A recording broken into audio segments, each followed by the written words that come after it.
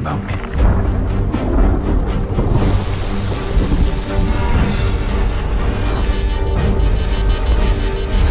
Run!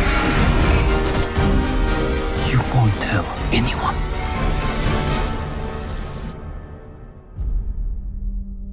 I tried so hard to forget you, but I can't. Peter, good morning. Jeff in Las Vegas. Good morning. Cool background. Oh, thank you very much. Thank you for joining me today to talk about Firebird. Fascinating film. Congratulations. Thank you. Thank you very much. Based on the story of Roman Firebird, a Cold War love story, tell me about the challenges adapting it to the big screen. I think the biggest challenge was really recreating believably the 1970s and the Soviet Air Force base of the 1970s was an independent film budget.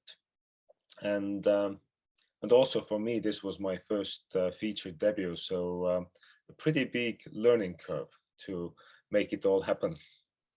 Yeah, because not only did you have to deal with the price of speaking truth about love and courage, you had special effects in the movies with the jets and the costumes. So this was a pretty big undertaking for your first feature, wasn't it? Absolutely. That's I think that's what was so fascinating about it, because at the core, it's just a simple human, beautiful love story between three people. But then we felt that the uniqueness of this film is really the time and place, the Soviet Air Force during the height of the Cold War, and to give the audience a feeling of what life would have been like at that time and place was important. And I hope we did our best really to create this, or to recreate this exciting world of the 70s.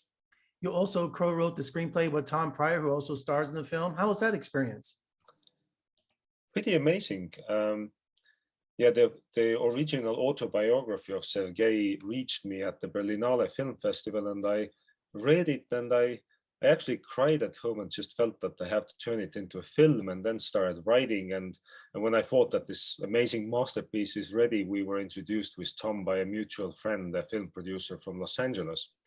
And then we shot 2 scenes, most of all to prove to financiers that I can actually direct. And then Tom started to make some really, really insightful comments, which led to us co-writing for over 2 years. And I love the Firebird. It's one of my favorites. I love Stravinsky, you know, from Rite of Spring all the way. So I just thought that was a perfect background. And I love the metaphor that with the Firebird and with the love story too. So that's brilliant. So tell me about screening at the Moscow Film Festival. I heard it was met with all kinds of controversy, and it's Putin's least favorite movie, I hear. Is that a badge of honor for you? It makes me sad, because it makes me sad really what the LGBTIQ community in Russia has been going through, and what it's going through at the moment. I mean, a lot of people, when this horrendous war started, have been escaping Russia, because also, you know, not only are they killing innocent humans in Ukraine, but they're also persecuting and arresting anyone who opposes the system or, you know, fights for equal rights in Russia. And it's just a sad reminder of how much we still have to do in the world for just a simple human right to choose who you fall in love with.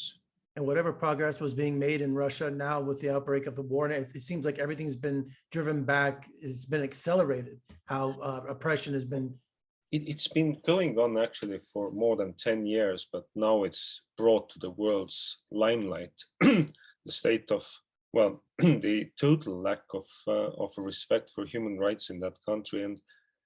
And as you said before, when we were at the film festival in Moscow, literally there were protesters in front of the cinema with signs saying "Stop homosexual propaganda." A letter was written to ban the film, and the festival was under so much pressure that they literally stopped all ticket sales, canceled all invites, and played the film to an empty auditorium. And normally any kind of protest would be met in Moscow with extreme prejudice, but you know, when it comes when the government agrees with it, I guess they let it flourish, huh?